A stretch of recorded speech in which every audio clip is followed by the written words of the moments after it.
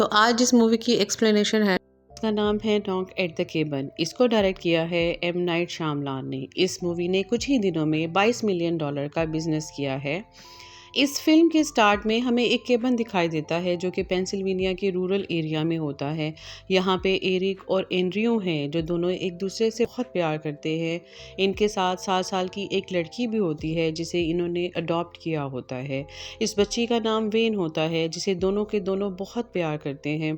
एक दिन वेन जब जंगल में ग्रास रूट्स को पकड़ रही होती है तभी उसके पास एक आदमी आता है जिसका नाम लोनाल्ड होता है। लोनाल्ड वेन से बातें कर रहा होता है लेकिन वो बार बार जंगल की तरफ देख रहा होता है। तभी जंगल से 3 लोग आते हैं जिनके पास कुछ हथियार भी होते हैं। वेन ये देख के बहुत डर जाती है। वो अपने घर जाती हैं। यहाँ पे एरिक और एंड्रयू को सब कुछ बताती है। लोनाल्ड अपने 3 साथियों के साथ दरवाजे के बाहर खड़ा होता है। वो दरवाज़ा खोलने के लिए कहता है पर एरिक और एंड्रयू उसे मना कर देते हैं। वो कहते हैं कि तुम यहाँ से चले जाओ। लोनाल्ड कहता है कि मुझे बहुत ज़रूरी बात करनी है। एरिक और एंड्रयू के पास गन तो होती है लेकिन वो बाहर गाड़ी में होती है। वो पुलिस की हेल्पलाइन पे भी कॉल करती हैं लेकिन यहाँ पे कवरेज नहीं होती है और इनकी लाइन भी काट दी जा चुकी होती है। एरिक और एंड्रयू दरवाज़ा नहीं खोलते तो बाहर जितने भी लोग होते हैं वो लकड़ी के दरवाजे तोड़कर अंदर आ जाते हैं। एरिक और एंड्रयू उन पर हमला करते हैं लेकिन हैरानगी की बात यह होती है कि इनमें से कोई भी इनके ऊपर हमला नहीं करता है। तभी एरिक गिर जाता है जिसके सर पे चोट आती है। जब इन 2 लड़कियों में से जिनमें से एक लड़की नर्स होती है वो आगे होती है, आगे आके एरिक की मदद करती है और इसके सर पे पट्टी करती है। एरिक को जब होश आता है तो वो देखता है इसके और इसके साथी को बांध दिया गया है और इनके बीच में अडॉप्टेड बच्ची भी है।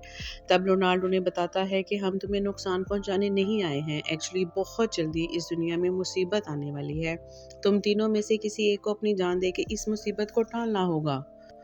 नर्स बताती है कि इसका नाम सबरीना है और वो कैलिफोर्निया के एक दूर दराज के इलाके में रहने वाली है। इसका लोनाल्ड बताता है कि वो शिकागो के एक स्कूल में टीचर है और रात को एक बार टेंडर का काम करता है।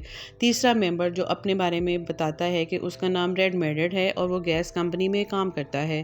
पहले वो काफ़ी बुरा इंसान था और बुरे काम करता था लेकिन अब वो खुद को बदलने की कोशिश करता है। चौथी लड़की जो अपना नाम एंड्रियन बताती है वो एक रेस्टोरेंट में कुक होती है। यहाँ पे एरिक और एंड्रयू को ये लगता है कि इनको इनके पेरेंट्स ने भेजा है क्योंकि वो इनके इस रिश्ते से खुश नहीं थे। दरअसल एरिक और एंड्रयू गे हैं। इन दोनों ने एक दूसरे के साथ रहने का फैसला किया है इसलिए वो पेंसिल्वेनिया के इतने रिमोट एरिया में आकर रह रहे होते हैं। यहाँ पे योनाल्ड होता है। वो इन सबको बताता है कि हम सबको विजन्स आते थे। हमने देखा है कि दुनिया पूरी तरह से तबाह हो गई है। दुनिया में पेंडेमिक आया है, आसमान नीचे गिर गया है, पूरी ज़मीन में डार्कनेस फैल गई है। अगर हमें इसे बचाना है तो तुम तीनों में से किसी एक को अपनी कुर्बानी देनी होगी और ऐसा तुम में से किसी एक को अपनी मर्ज़ी से करना होगा क्योंकि अगर कोई और तुम्हें मारता है तो इसका कोई फ़ायदा नहीं होगा। हम चारों को एक दूसरे को नहीं जानते थे। हम चारों को एक जैसे विजन्स आते थे। हमने देखा कि दुनिया किस तरह से तबाह हुई है जिसकी वजह से हम चारों एक दूसरे से मिले हैं। इनको लोनाल्ड पर बिल्कुल यकीन नहीं होता है। लोनाल्ड इन्हें बताता है कि सबसे पहले समंदर में बड़े बड़े तूफान आएंगे जिससे समंदर का पानी फैल जाएगा जो कि ख़तरनाक बीमारियों का सबब बनेगा। बीमारियों की वजह से पूरी दुनिया ख़त्म हो जाएगी लेकिन इतनी तबाही के बाद भी सिर्फ तुम तीनों बच जाओगे। तुम तीनों इस दुनिया के आखिरी 3 इंसान होगे लेकिन अगर तुम तीनों में से कोई भी कुर्बानी देने को तैयार हो जाता है तो हम पूरी दुनिया को बचा सकते हैं। एरिक और एंड्रयू इनकी बात पर यकीन नहीं करते हैं इसलिए इनकी बात मानने से इनकार कर देते हैं। अब इन चारों में से जो कि गैस कंपनी में काम करता है वो आगे आता है और इनके सामने बैठ जाता है। इनके साथ ही इसको मार देते हैं। जब इसको मौत होती है तो एरिक इसके पीछे रोशनी में एक सफ़ेद किरण देखता है लेकिन अब भी ये लोग एतबार करने को तैयार ना थे। लेकिन वो तीनों अब बुरी तरह से डर चुके थे जिस पे लोनाल्ड इनको टीवी पर न्यूज़ दिखाता है और जिसमें बताया जाता है कि समंदर के किनारे बड़े बड़े तूफान आ रहे हैं। काफ़ी ज़्यादा लोगों की मौत हो चुकी है। एरिक को इनकी बातों पर कहीं ना कहीं एतबार होने लग पड़ता है। यहाँ पर नर्स को दिखाया जाता है जो एरिक के सर पे पट्टी कर रही होती है। वो एरिक को बताती है हम चारों को एक जैसे विजन्स आते थे और इन्हीं विजन्स ने हम चारों को इकट्ठा क्या किया है। एरिक और एंड्रयू की बच्ची वेन को दिखाया जाता है जो कि भागने की कोशिश करती है, लेकिन लोनार्ड उसे पकड़ लेता है।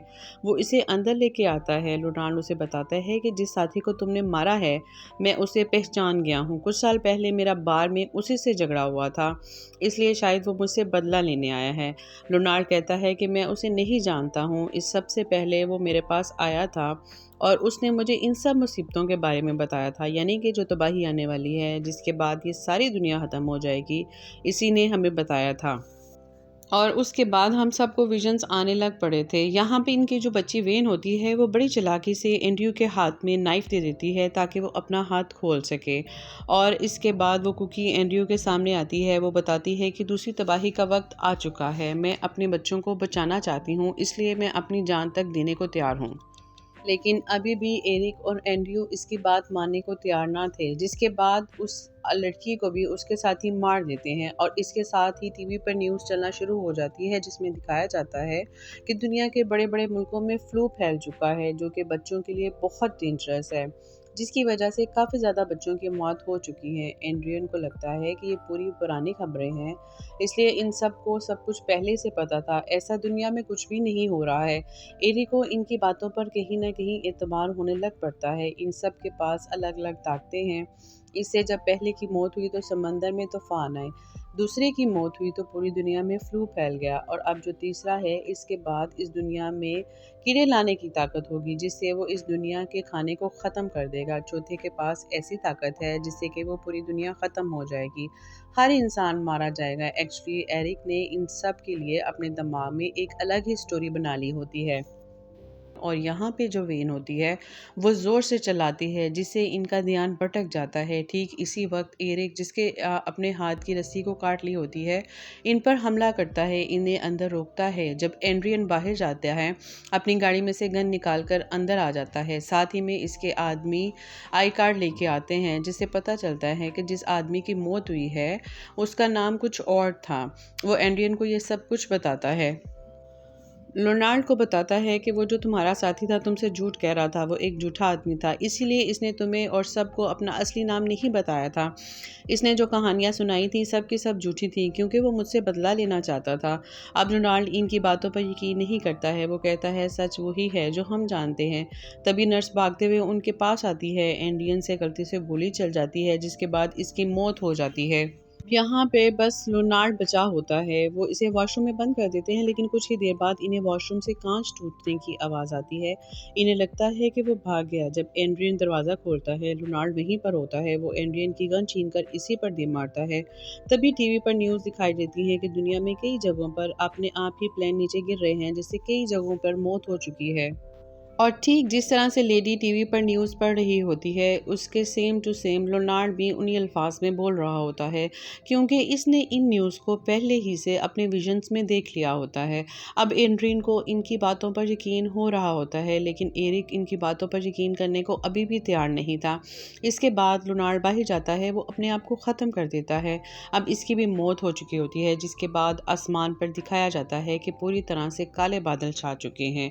लोनार्ड ने इन्हें मरने से पहले बताया था कि मेरे मरने के बाद तुम्हारे पास कुछ ही मिनट रह जाएंगे, तुम्हें ऐसा करना होगा जैसे हमने तुम्हें करने को कहा था, नहीं तो पूरी दुनिया ख़त्म हो जाएगी। अब इनको इनकी बात पे यकीन हो गया था कि ये जो चार लोग यहाँ आए हैं जो कुछ भी कह रहे हैं ये बिल्कुल सही कह रहे थे। अगर इनको दुनिया को बचाना है तो इन तीनों में से किसी एक को इस दुनिया को छोड़ के जाना होगा। एरिक को पूरा यकीन हो गया था कि इस दुनिया को बचाने के लिए, अपनी फैमिली को बचाने के लिए उसे अपनी ही कुर्बानी देनी होगी, क्योंकि इसने जिस रोशनी को देखा था इसमें एंड्रियो को अपनी बेटी वेन के साथ बड़े होते देखा था, यानी कि उसी को चुना गया था। इसका प्यार सबसे ज़्यादा प्योर था। उसके बाद एंड्रियो अपनी बेटी को लेकर केबिन से बाहर आ जाता है, तभी केबिन ब्लास्ट हो जाता है, यानी कि कुदरत ने इनकी इस बात को मान लिया होता है। एरिक ने इनकी बात मान ली होती है। इसके बाद एंड्रियो अपनी बेटी को लेकर बाहर सड़क पर जाता है, जहाँ पे इसको एक गाड़ी मिलती है। ये गाड़ी इन्हीं चार लोगों की होती है जो यहाँ पे इस पैगाम को देने आए थे। इसके बाद एंड्रियन अपनी बेटी को लेके टाउन में जाता है। वहाँ जाके न्यूज़ में देखता है कि दुनिया में जितनी भी तबाही हुई है वो अब पूरी तरह से रुक चुकी है। जो न्यूज़ देख के एंड्रियन को पूरी तरह से यकीन हो जाता है कि इन चारों को ऊपर वाले ने विजन दिखाए थे ताकि वो दुनिया को बचा सकें। और फिर एंड्रयू अपनी बेटी को लेके उसी ट्रक से यहाँ से निकल जाता है जिस गाड़ी से वो यहाँ तक आया था, और यही फिर कहानी का इख्तिताम हो जाता है।